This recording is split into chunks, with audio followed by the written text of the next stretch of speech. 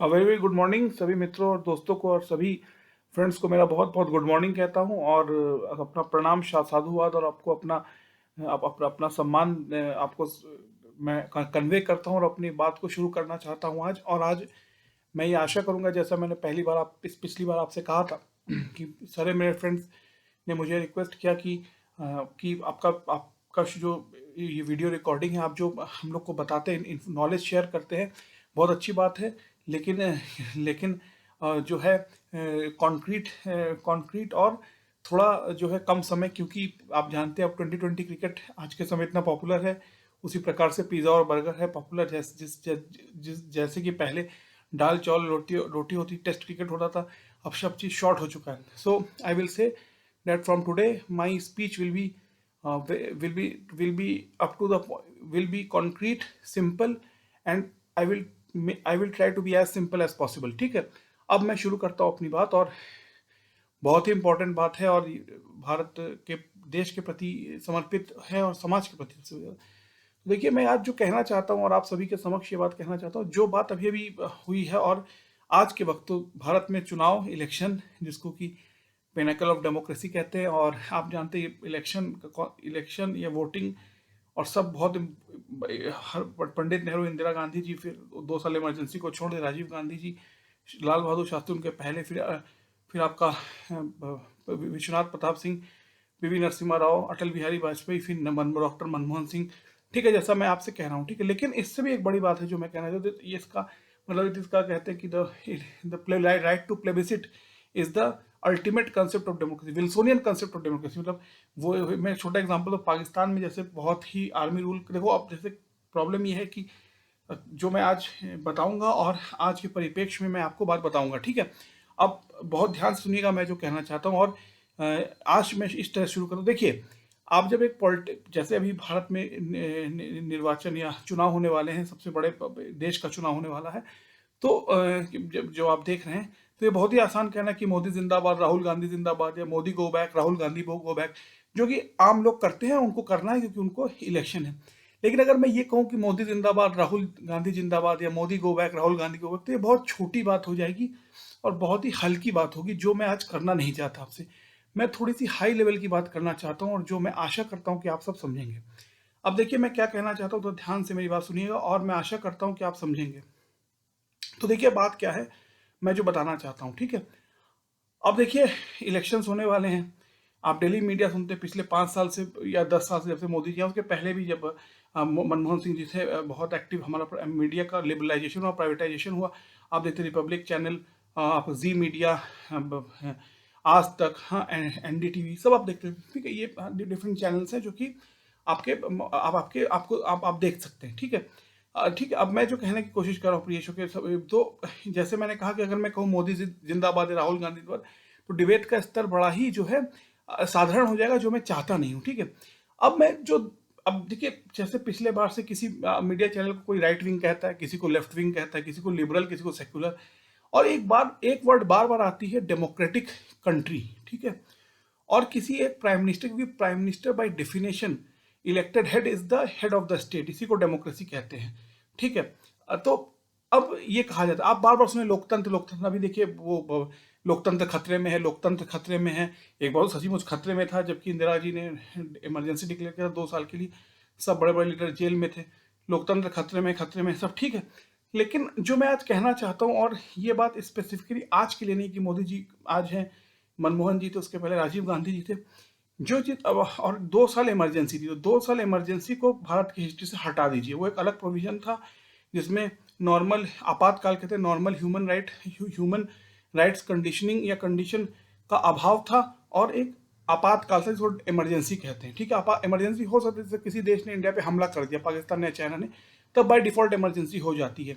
लेकिन ये इमरजेंसी अलग कारण से था कि इंदिरा गांधी जी के दिल्ली के लेवल पे कांग्रेस कोई हरा नहीं सकता था, और इंदिरा गांधी जी ने पाकिस्तान को 71 में हराया, शिमला एग्रीमेंट करके आधा कश्मीर सेव कर लिया मेरे हिसाब से, और फिर 74 में एटॉमिक पावर किया। तो इससे एक बहुत बड़ी बात बनी, और जो कोड उनके बीच में आया था, मैं एग्जांपल देता हूँ, चार चार, आपका प्रीवी पर्स हुआ, फिर आपका बैंक नेशनलाइजेशन हुआ, फिर और बहुत एग्जाम्पल है 69 टू 74 तक। फिर आपका सब आखिर में क्या हुआ कि जस्टिस सिन्हा ने जो है इनको जो है जस्टिस सिन्हा ने जो है मिसेस गांधी को जो है कि इलेक्शन को इनकरेक्ट और मेलाफाइड, मतलब कि गलत तरीके से कंडक्ट हुआ बताओ, और उनको जो है इलेक्शन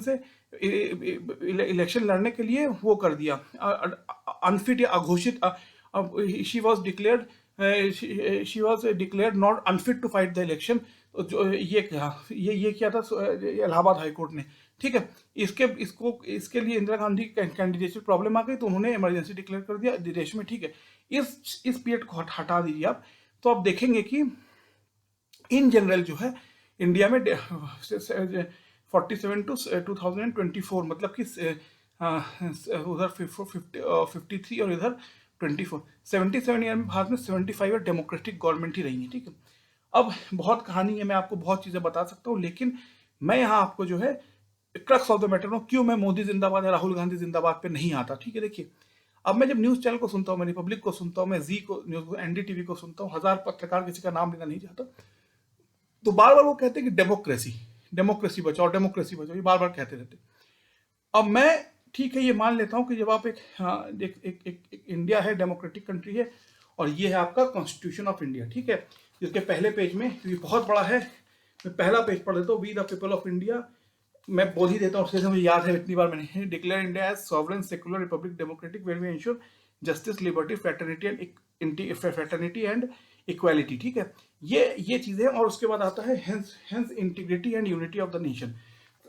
ये जो आपका है सोशल सेकुलर, और ये वर्ड और इंटीग्रिटी यूनिटी जो ये आया, ये 42nd अमेंडमेंट में आया 76 में, जिसको मिनी कॉन्स्टिट्यूशन कहते हैं, इंदिरा गांधी जी के समय, इमरजेंसी के समय ये तो हुआ। लेकिन ये तो चलिए हो गया। देखिए, मैंने कहा है कि अपनी स्पीच को एज स्मॉल एज पॉसिबल रखूंगा, लेकिन जो है टाइम की हर समय चिंता करनी होती है, ठीक है। मैं आपको समझाऊंगा पूरी बात जो मैं कह रहा हूँ, क्यों मैं आज ये कह रहा हूँ, जो मुझे बहुत ही ज्यादा भारत का समाज, भारत की मीडिया बहुत इम्प्रैक्टिकल लगती है, मैं आपसे क्यों ऐसा कहना चाहता हूँ, ठीक है। इसको मैं स्टेप बाय स्टेप समझाऊंगा आपको, ठीक है। अब बार बार लोकतंत्र, इस कॉन्स्टिट्यूशन की दुहाई दी जाती है, क्या कॉन्स्टिट्यूशन है। देखिए, मैं ये कहना चाहता हूँ, और बहुत ही सम्मान के साथ, और बहुत ही रिस्पॉन्सिबिलिटी के साथ कहता हूँ कि भारत, ठीक है, एक हमने कह दिया social republic democratic secular very ensure justice liberty fraternity and equality, लेकिन ये कहने के बावजूद मैं ये मानता हूं कि ये जो आप बार बार लोकतंत्र की बात करते रहते हैं टीवी पे, इलेक्टेड, जैसे एक फॉरेन मीडिया ने कहा था, इंडिया इज इलेक्टेड ऑटोक्रेसी, मतलब कि डेमोक्रेसी में इलेक्शन फंडामेंटल है। और जैसे मैं आपको बताता हूँ, पाकिस्तान में बार बार आप मिलिट्री रूल होता था, आपको याद होगा, अयूब खान 58 में, फिर 69 में अय्या खान, फिर जियाउल हक, फिर मुशर्रफ, ठीक है। तो अमेरिका ने ये लॉ बनाया कि अगर पाकिस्तान में अब मिलिट्री रूल आया, तो पाकिस्तान के लिए सारी फॉरेन एड और सब सपोर्ट बंद, तो हुक्का पानी बंद, तो पाकिस्तान में मजबूरी में इलेक्शन कराना पड़ा, ठीक है। तो बहुत वर्ल्ड ऑर्गेनाइजेशन इंडिया को भी कहते हैं इट इज इलेक्टेड ऑटोक्रेसी, तो ये कहा जाता है, ठीक है। अब मैं ये कहा, तो मैं तो कहता हूँ this is nothing but hypocrisy, जब इलेक्शन, ठीक है, चलो लेकिन मैं आता हूँ जिस बात को मैं कहना चाहता हूँ। तो देखिए, जो मीडिया मैं सुनता रहता हूँ, ये डेमोक्रेसी, फ्रीडम ऑफ एक्सप्रेशन, और क्या आर्टिकल 25 फ्रीडम ऑफ रिलीजन, फिर आर्टिकल 21, आर्टिकल 19 की बात बहुत होती रहती है, आर्टिकल 13 और 14 की भी बात होती रहती है, जब सीए एनआरसी आया कि भेदभाव नहीं कर सकते, ठीक है, ये बात कही जाती है।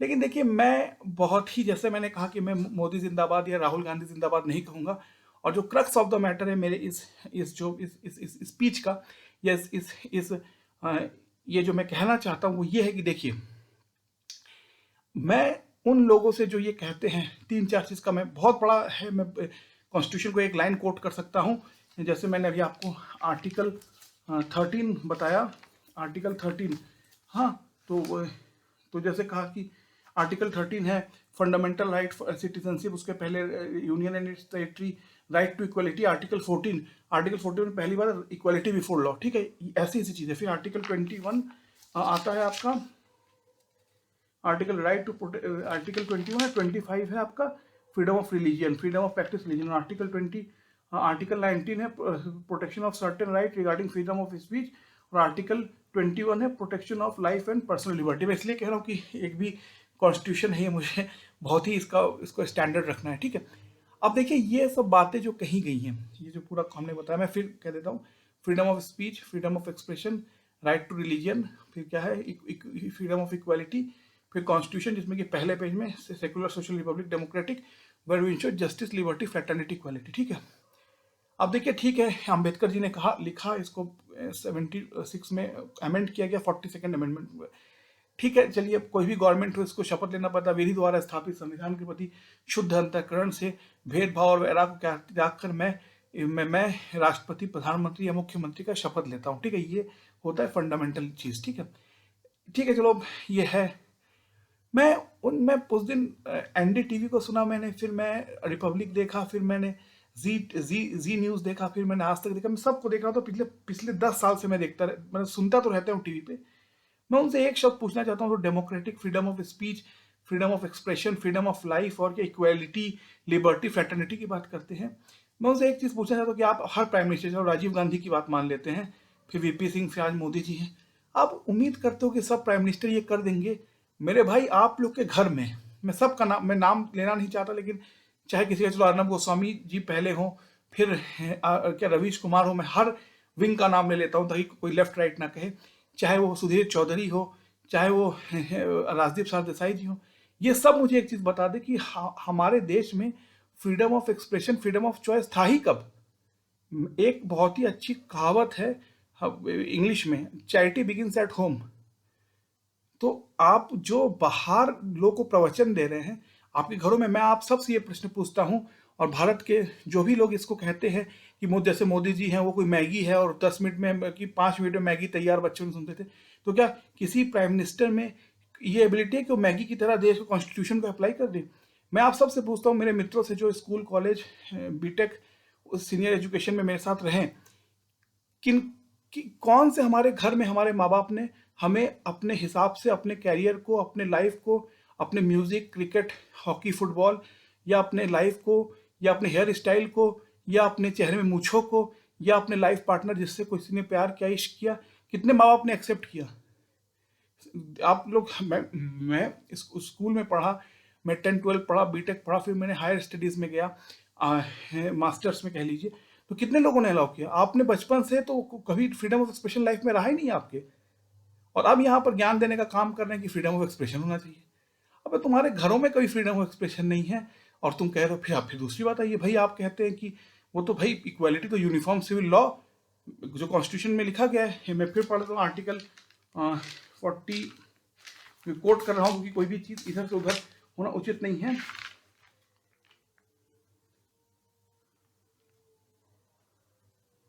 Article 44 uniform civil code for citizen है। यूनिफॉर्म सिविल कोड आपने किसी गवर्नमेंट ने अप्लाई नहीं, किसी गवर्नमेंट की हिम्मत नहीं थ्रू आउट इंडिया में यूनिफॉर्म सिविल कोड अप्लाई कर दी। तो भाई आप ये बात कहते रहे, तो फिर मैं एक और बात कहता हूँ, कहते हैं कि लॉजिकल होना चाहिए, साइंटिफिक टेम्परामेंट होना चाहिए, बोला जाता है साइंटिफिक टेम्परामेंट होना चाहिए, फिर जो है कि right to freedom of speech, ये भी बोल दिया, और आर्टिकल 25 में कह दिया कि आपका जो है रिलीजन, वो फ्रीडम ऑफ रिलीजन। भाई जब धर्म एक तरफ है, तो धर्म एक तरफ जब है, तो फिर फ्रीडम ऑफ थिंकिंग हो ही कैसे? जैसे अभी सबरीमाला का केस हुआ था, तो एक जज ने कहा कि in the matter of religion rationality can not be put into 100%। मतलब लॉजिक और साइंस, जहां धर्म का मामला है, और लॉजिक और साइंस 100% नहीं पुट किया जा सकता। मतलब सेम नहीं, ऐसी बातों को एक बहुत बड़े जज साहिबा ने कहा। ठीक है, तो मैं ये आज ये पूछना चाहता हूं सभी से, जो मैं अब बात कहने चाह रहा हूं, कि भाई आप उम्मीद करते हैं एक देश के प्राइम मिनिस्टर से, आज वो मोदी जी हैं, और मैं मोदी जी का ही नाम लूंगा क्योंकि आज वो है, मैं सुनता रहता हूँ सारी न्यूज चलेगी वही, क्योंकि डेमोक्रेसी में it is not everyone, it is the majority. जैसे मोदी जी को जब 2019 में 37% वोट मिला और 303 सीट मिली, ठीक है, उसके लिए 31% वोट, 283 सीट। ठीक है, अब आप उम्मीद करने की एक प्राइम मिनिस्टर, जैसे 5 मिनट में मैगी तैयार होता था पहले बच्चों में, वो 5 मिनट में सेकुलर सोशल रिपब्लिक और कॉन्स्टिट्यूशन और डेमोक्रेटिक क्या इक्वालिटी, लिबर्टी, फ्रेटर्निटी बना दे। अरे वो कोई मैगी थोड़ी बना देगा यार। उस पहली बात आप देखो समाज में कितने लोग इसको समझते हैं। आप सेकुलरिज्म का मतलब पूछोगे, लोग कहेंगे हिंदू मुस्लिम भाई भाई, बल्कि इसका कोई रिलेशन ही नहीं है। सेकुलरिज्म मतलब state and religion should be separate, पहला पॉइंट।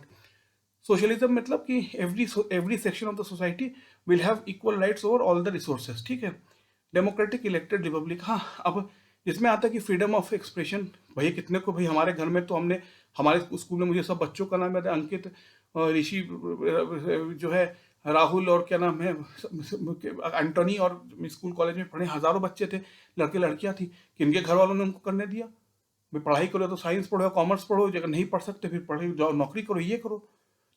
ना तो आप बचपन से अपने लाइफ में जो करना चाहते थे कर पाए, 95%, 90% की बात करूँ, ना क्रिकेटर बन पाए, ना म्यूजिशियन बन पाए, ना शाहरुख खान बन पाए, ना अमिताभ बच्चन बन पाए। फिर बड़े होकर गए तो आप जो पढ़ाई करना चाहते वो नहीं पढ़ पाए, आपको फोर्स किया गया साइंस पढ़ोगे। मैं अपने स्कूल कॉलेज की बात बता रहा हूँ।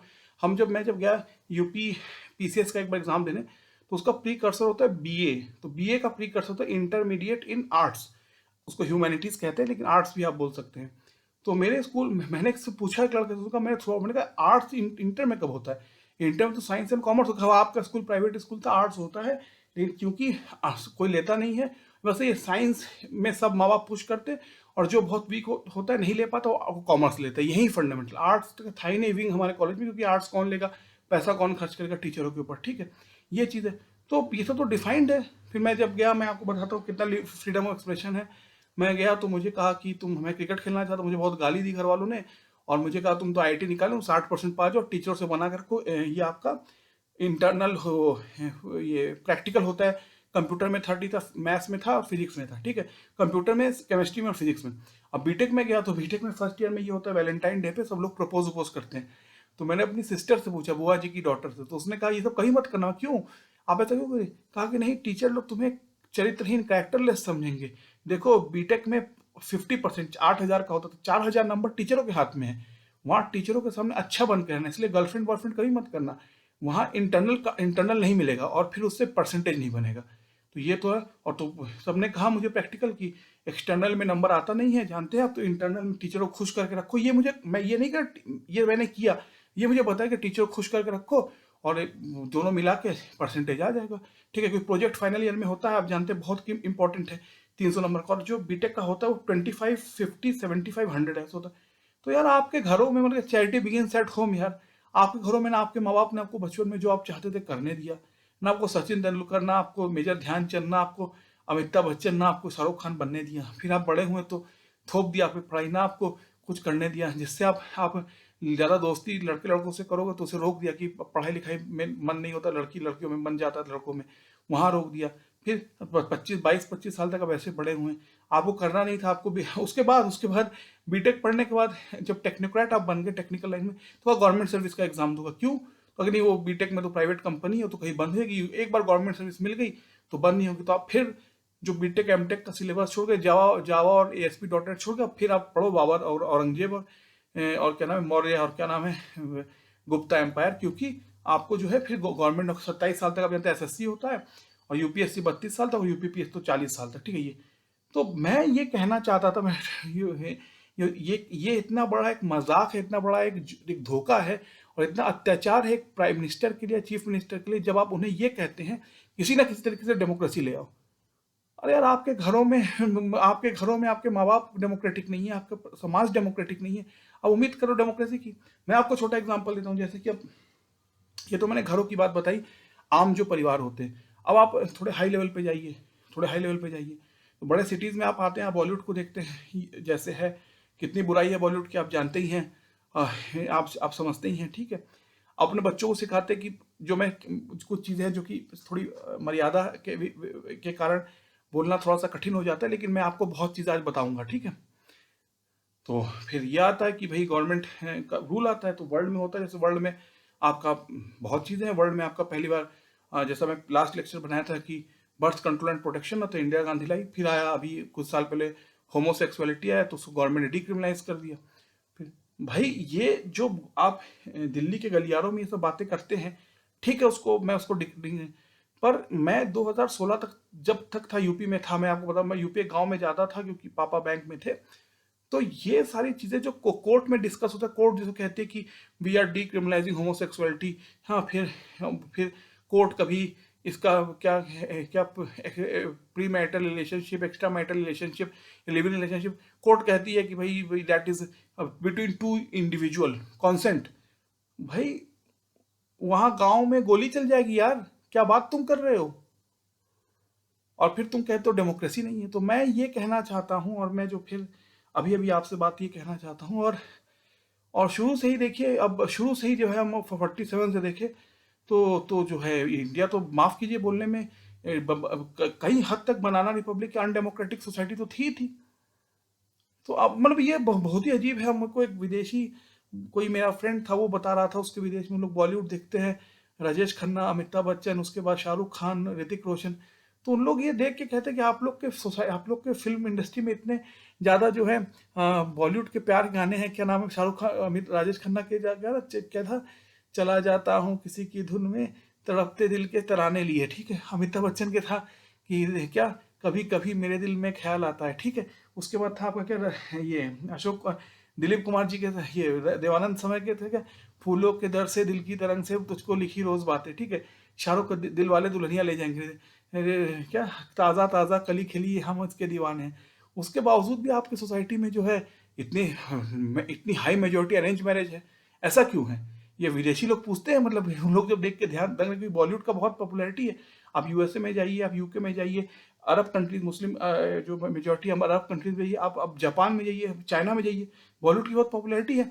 तो अब ऐसे तरह के हिपोक्रेटिक और डुअलिटी समाज में अब उम्मीद कर रहे हैं कि डेमोक्रेसी कोई ले आए। देखिए, और एक बहुत अच्छी कहावत है दोनों में, life is good in theory but bad in practical, वैसी democracy is good in theory but bad in practical.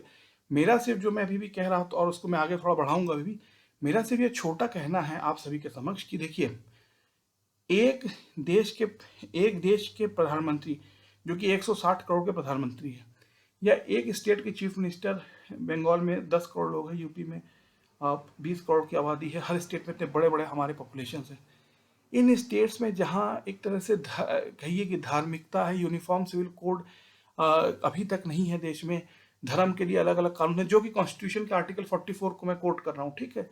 ये तो एक फैक्टर हुआ। फिर आज से 1947 से क्या नाम है, इतने भीषण दंगे होते हैं इंडिया में।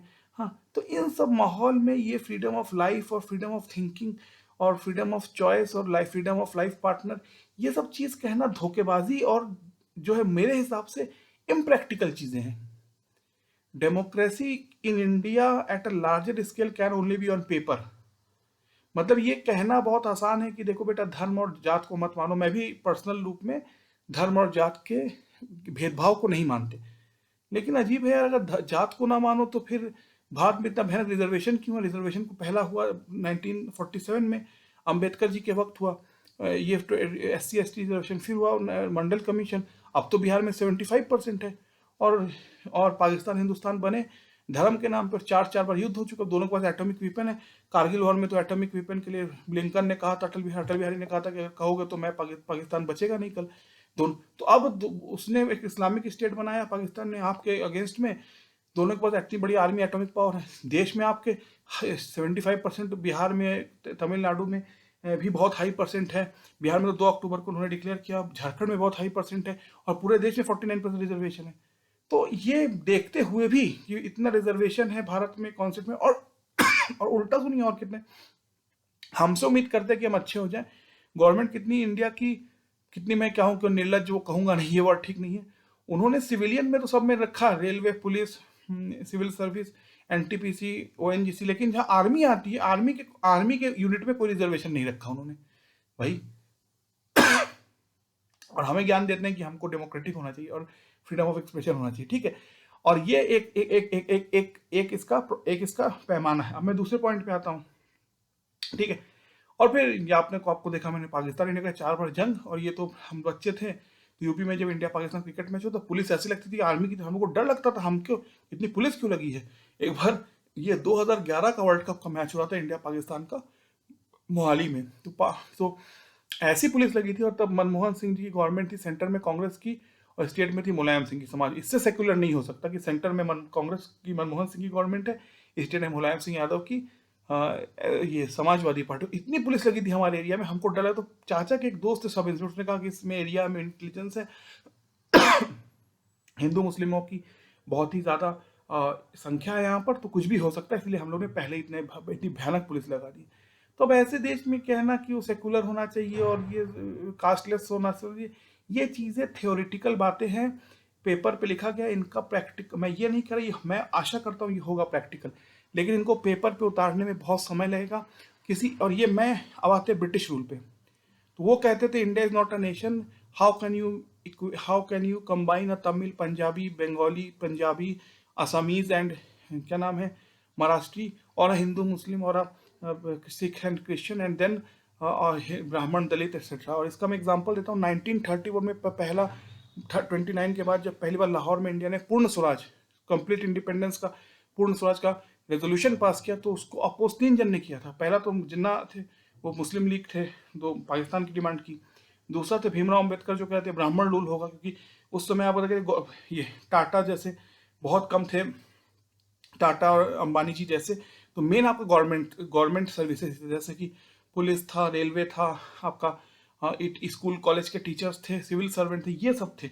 आइए, तो इसमें अगर देखें तो 90% जो है हिंदू समाज था। उसमें भी जो है देखिए, अगर हिंदू समाज में भी बहुत हाई प्रोपोर्शन जो है वो ब्राह्मण समाज था, ठीक है। तो ये स्ट्रक्चर था भारत का। तो ये मैं आपको बताना चाहता हूँ, ठीक है। तो इस तरीके से भारत का 19, हाँ, मैं आपको 19 ब्रिटिश इंडिया की मैं कहानी आपको बता रहा हूँ, ठीक है। ब्रिटिश इंडिया की कहानी आपको बता रहा हूँ, ठीक है। अब ठीक है, तो अब जब ये पूरा इक्वेशन था ब्रिटिश इंडिया में, ठीक है। तो वो तो फिर उसमें कहा कि, और अब मैं हाँ ये बताता हूँ, सर सैयद अहमद खान जब पहले लॉयर बने, गुरदासपुर में उनको आर्य समाज ने स्वागत किया था।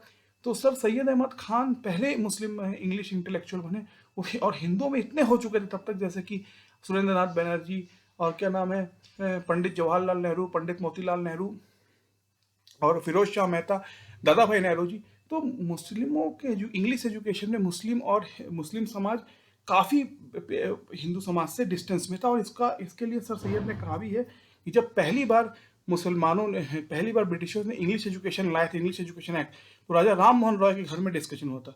तो पहले हिंदुओं ने संस्कृत कॉलेज मांगा, लेकिन राजा राम मोहन रॉय का ना, नो, इंग्लिश कॉलेज से काम चलेगा। लेकिन मुसलमानों की जब बात आई तो बहुत हज़ार मौलाना इकट्ठा हुए, उन्होंने कहा कि ये जो इंग्लिश एजुकेशन है ये हमारे धर्म पे बहुत खतरा है। तो इसीलिए जो है बाय डिफ़ॉल्ट इंग्लिश एजुकेशन में हिंदू समाज बहुत आगे था, ठीक है। ये मैं बताना चाहता हूँ, ठीक है। तो उनकी पैठ बढ़ी पूरे इंडिया में, क्योंकि वो पढ़ाई लिखाई में आगे थे, ठीक है।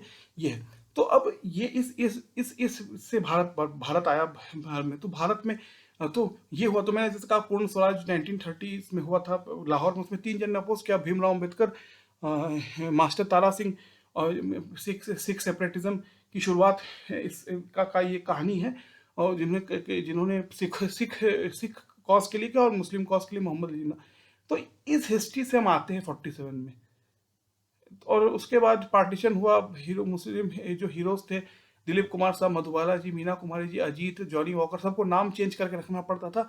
फिर हुआ, पाकिस्तान ने हमला कर दिया। फिर जिस देश में पास खाने को रियली नहीं था, शास्त्री ने कहा था एक वक्त खाना जो है आप लोग स्किप कीजिए, उस देश ने फिर लड़ाई लड़ी इंदिरा गांधी ने न्यूक्लियर वो किया 74 में। फिर अगर लिबरलाइजेशन 91 में पीवी नरसिम्हा राव जैसा महापुरुष और लिबरलाइजेशन ना आता, तो आज तो इंडिया में राइट हो जाता, भुखमरी हो जाती इंडिया में। तो ये है। अब इस देश में जहाँ 150 करोड़ लोग रहते हैं, जहाँ धर्म की लड़ाई है, हिंदुस्तान पाकिस्तान बना, हर क्रिकेट मैच में पुलिस इकट्ठा हो जाती है इंडिया पाकिस्तान में। जात की ये लड़ाई है कि हर इशू में रिजर्वेशन और जात का इशू हो जाता है। उस देश में आप ये उम्मीद करते हैं कि secularism, socialism, Republic, democratic values, justice, liberty, fraternity, equality आएगी। ब्रिटिश पहले कह गए थे कि it is not a nation, it is a group of people. तो मैं ये कहना चाहता हूँ, जो फाइनली मैं कंक्लूड कर रहा हूँ, ये बहुत ही अनएक्सपेक्टेड चीज़ है, ये बहुत ही अनरियलिस्टिक चीज़ है कि एक किसी व्यक्ति जैसे कि मोदी जी हैं आज, उनसे ये उम्मीद करना, या उनको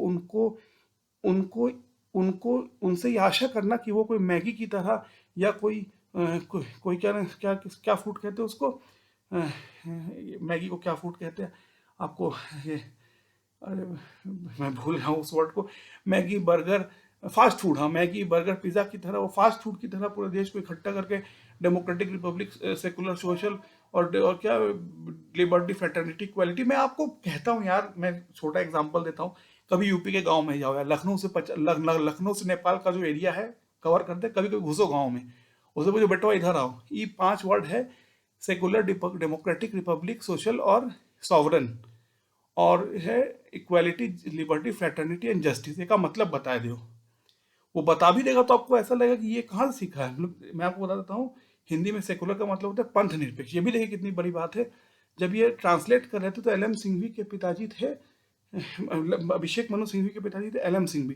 तो इंदिरा जी से कहा कि इंदिरा, उसमें धर्मनिरपेक्ष की बात हो रही थी बात, तो उन्होंने कहा पंथ निरपेक्ष।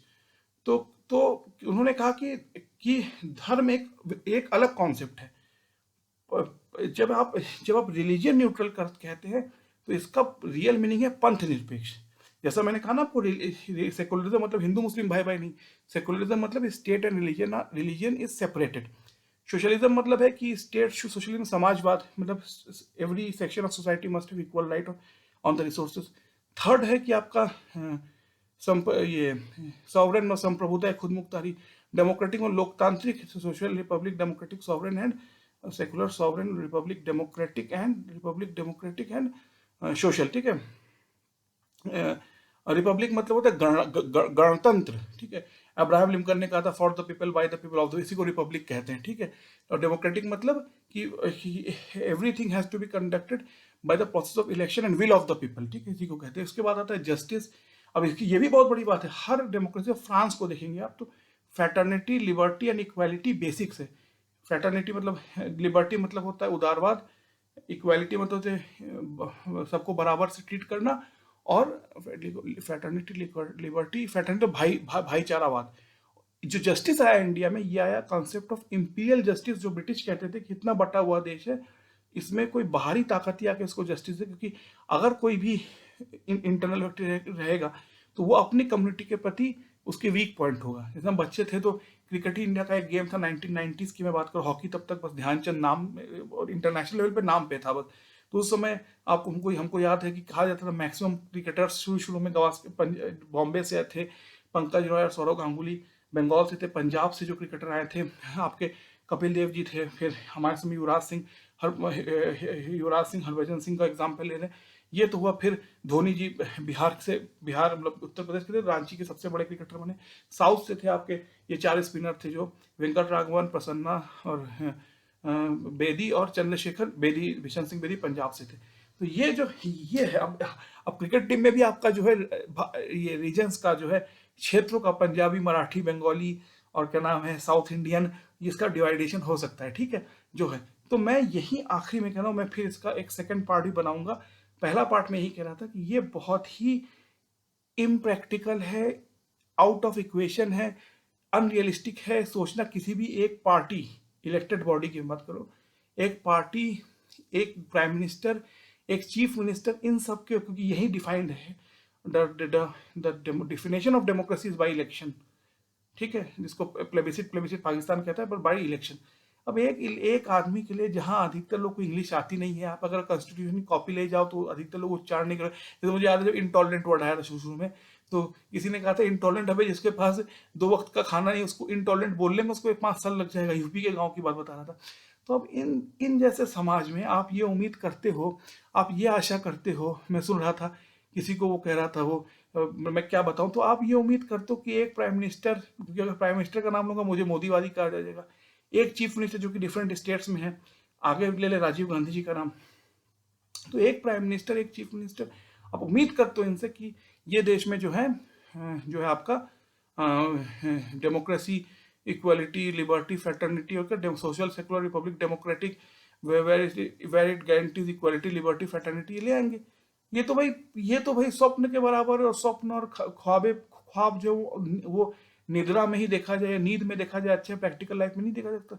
भाई इंडिया एक देश है, ठीक है, हमारा 5000 साल का इतिहास है। 3 बुक में जगन्नाथ सरकार, आरसी मजूमदार और पंडित नेहरू की 3 बुक कहता हूँ आखिर ये आज़ादी की। अब उसका तो बहुत है, वो ठीक है। हमारा इंडिया है, तक्षशिला पाकिस्तान में, गांधार अफगानिस्तान में है, ब्रह्म देश है आपका म्यांमार, नेपाल, भूटान, तिब्बत, और फिर पूरा इंडिया जो कश्मीर से कन्याकुमारी तक है, दोनों संस्कृत शब्द है, श्रीलंका। ठीक है, ये सब मानते हैं। लेकिन ये चलो एक चीज है, लेकिन जिस देश में इस तरह की कास्टिस्ट पॉलिटिक्स है, कास्ट बेस्ड रिजर्वेशन है कि 27% इसका कि भाई ये है, उसका रिजर्वेशन है 52 पर 50 क्या 22% इसका जनरल क्लास है। फिर और पॉपुलेशन में देखो तो ये कास्ट 52% है, वो है 27% है, ये 8% है जनरल, वो ब्राह्मण बनिया ठाकुर। उसके बाद आता है आपका मुसलमान 14% है, क्रिश्चियन 2% है।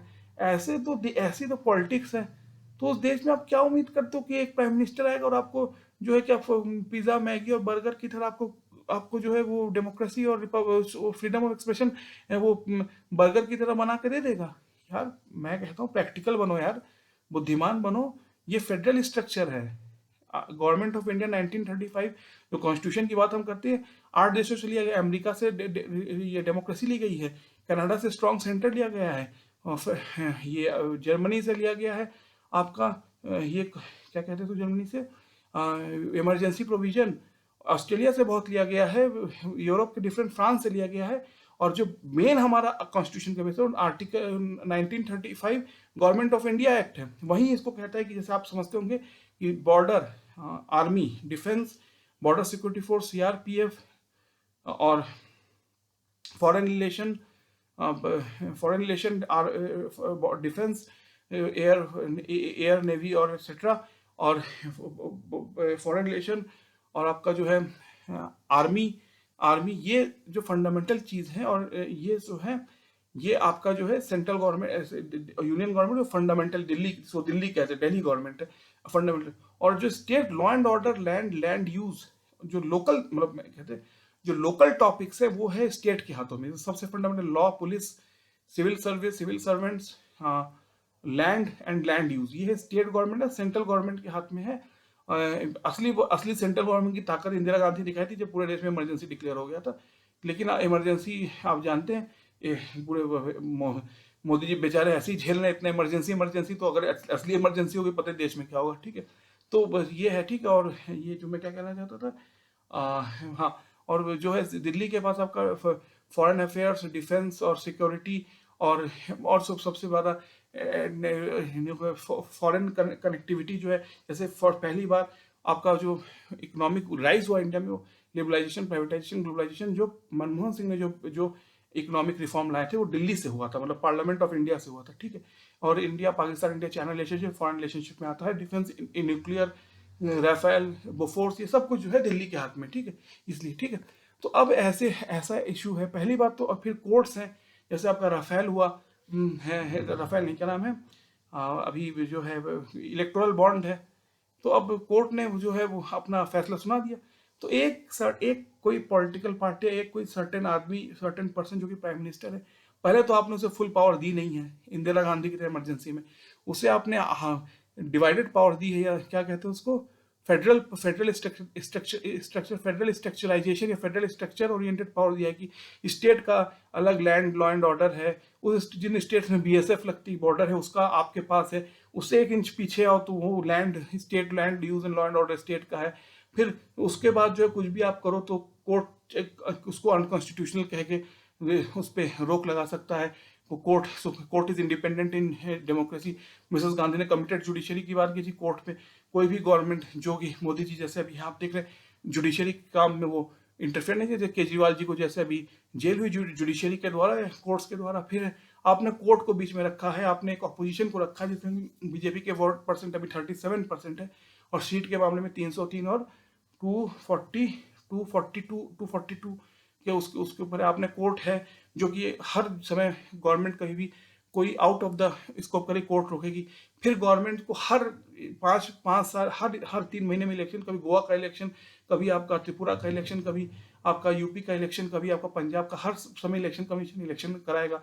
उसके बाद law and order, land, state का रिस्पॉन्सिबिलिटी स्टेट गवर्नमेंट के पास, आप हार जाते हैं तो। और फिर आधे, जब राजस्थान में बीजेपी हारी थी, बिहार में तो, झारखंड में तो है नहीं, बिहार में भी नीतीश जी के साथ है, Nitish ji is not from BJP, Bengal में नहीं है, साउथ में डीएमके है, पंजाब में आम आदमी पार्टी है। तो भाई जब आपने देश में इस तरह के डिवाइडेड और क्या कहते हैं फेडरल स्ट्रक्चर रखा है, इतना डिवाइडेड पावर है, उसमें कोर्ट का हर समय इंटरवेंशन है, कोर्ट गवर्नमेंट को हर समय रोक रही है, तो अब क्या चाहते हैं एक आदमी से? और आप चाहते हैं कि वो बर्गर की तरह, पिज्जा की तरह सेकुलर, रिपब्लिक, डेमोक्रेटिक और क्या सोशल, और where we ensure liberty, fraternity, justice, equality बना दे। भाई तुमने कुछ उसको पावर देनी, तो ये ऐसी बात है जो मुझे हंसी आती है। पुलिस में बहुत पावरफुल समझता था, बाद में मैंने सुना कि कोई आदमी अगर मर्डर करके भी पुलिस के सामने कह दे मैंने सर ये मर्डर किया है, तो भी पुलिस नहीं उसको जज के, पुलिस के में कोई भी वो अपना एडमिशन करे, मतलब कोई भी अपना वो गिल्ट को एडमिट करे, तो वो एडमिसिबल कोर्ट में नहीं है। कोर्ट के सामने, मजिस्ट्रेट के सामने जो जो जो जो कल्प्रिट है वो जब एडमिट करेगा अपनी क्राइम को, तो वही एडमिसिबल है। Any the admissibility is only before the court of law or magistrate, anything before the police is not admissible by the court of law। ये पुलिस का ये जो है, पुलिस का लॉ आपको समझाया। तो वहीं फिर प्राइम मिनिस्टर का भी लॉ है कि आपने उसको कह तो दिया एटॉमिक पावर आपके पास है, और क्या नाम है, आर्मी आपके पास है, बीएसएफ सीआरपीएफ है, और इस देश का प्राइम मिनिस्टर है। लेकिन उसे क्या किया, उसके ऊपर एक कोर्ट रखा हुआ इंडिपेंडेंट जुडिशरी जो रहेगा। Judiciary has to be somehow independent और वेरी मच इंडिपेंडेंट, जो भी आप यूज करें।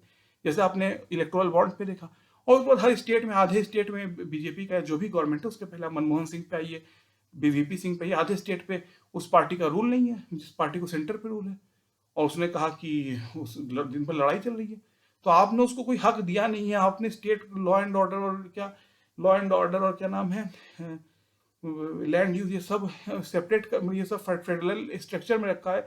आर्टिकल 356 मतलब प्रेसिडेंट रूल कहीं लगा दे तो आप कहेंगे कि ये डिक्टेटर है। उसके बाद आप कहेंगे कि भाई ये क्या सेकुलर सोशल रिपब्लिक डेमोक्रेटिक बना दो, और इक्वालिटी लिबर्टी फ्रेटर्निटी, और क्या नाम है, क्या right to freedom of speech and freedom of choice, freedom of life partner, और ये फ्रीडम ऑफ एक्सप्रेशन और फ्रीडम ऑफ रिलीजियन और राइट। मतलब मुझे कभी कभी बहुत दया आती है देश के प्रधानमंत्री पे, और मैं क्या कहूँ कि उनको ऐसे ही वो 24 घंटा कटघरे में है, और कटघरे में जो आदमी है उससे आप उम्मीद करते हैं कि वो ये फ्रेटर्निटी, इक्वालिटी, लिबर्टी ले आए और फ्रीडम ऑफ एक्सप्रेशन। मैं अपने स्पीच को विराम देता हूं, और मेरा बहुत ही इमोशनल स्पीच था इस बात को कहने के लिए कि तकरीबन इम्पॉसिबल है किसी भी पार्टी या किसी भी पॉलिटिकल प्राइम मिनिस्टर के द्वारा ऐसे देश में जहां इतना भयानक फेडरलिज्म है, फेडरल स्ट्रक्चर है, डिवाइडेड पावर स्ट्रक्चर है, कि इस टाइप के कॉन्स्टिट्यूशन जो कितने बड़े बड़े शब्द कहता है कि justice, liberty, equality, fraternity and social, secular और डेमोक्रेटिक और सोशल, सेकुलर, रिपब्लिक, इन सब चीज़ों को अप्लाई करना, freedom of life, freedom of expression, freedom of religion, एक के लिए इम्पॉसिबल है। क्योंकि आपने उसे इतनी बड़े बड़े बातें तो कह दी, हक उसे दिया नहीं आपने। लॉ एंड ऑर्डर, पुलिस और सब आधे स्टेट इंडिया में, दिल्ली की जो गवर्नमेंट है उसकी पार्टी के नहीं है। तो जैसे इमरजेंसी में इंदिरा गांधी ने सब पीएम ऑफिस से देश रूल होता था, तो उसके हक में नहीं है, लैंड यूज नहीं है, उसके ऊपर लॉ पुलिस कुछ है नहीं, तो आपने दिया उसे कुछ अधिकार है नहीं। आर्टिकल 356 वो प्रेसिडेंट रूल लगाएगा तो आपसे डिक्टेटर कहेगा, वो लगा नहीं सकता। और फिर जो है कभी शाहीन बाग का प्रोटेस्ट होगा, कभी किसान बिल का प्रोटेस्ट होगा, फिर वहाँ देश के प्रति जो है विभाजनकारी बात होंगी, और फिर वो कुछ एक थप्पड़ भी नहीं मार सकता। अरे मेरे पिता मुझे एक थप्पड़ मार सकते हैं, मैं ये नहीं कह रहा कि उन्होंने मुझे पाल पोस के बड़ा किया, मैं मुझे प्यार करता हूँ, लेकिन आपको अगर प्राइम मिनिस्टर देश का थप्पड़ मार दे तो आप कोर्ट में चले जाएंगे। अपने पिता से थप्पड़ खा सकते हो, उसमें कोई दिक्कत नहीं, आपके बाप है वो। इन देश के प्रधानमंत्री जिनको लोगों ने चुना है, वो कभी आपको मारेंगे नहीं थप्पड़, मैं श्योर हूँ। वो इतने बेवकूफ नहीं है, उसे अमेरिका देख रहा है, यूरोप देख रहा है, लेकिन अगर मार दे तो आप कोर्ट चले जाओगे, ये देखो हमारे राइट पे वो हक दे रहे। अरे अजीब है यार, ये तो मजाक बना के रखा है डेमोक्रेसी का। धन्यवाद। और मैं चाहूंगा कि आप समझे कि हमारे जो प्रधानमंत्री है, कोई भी, राजीव गांधी जी हो या आज मोदी जी हो,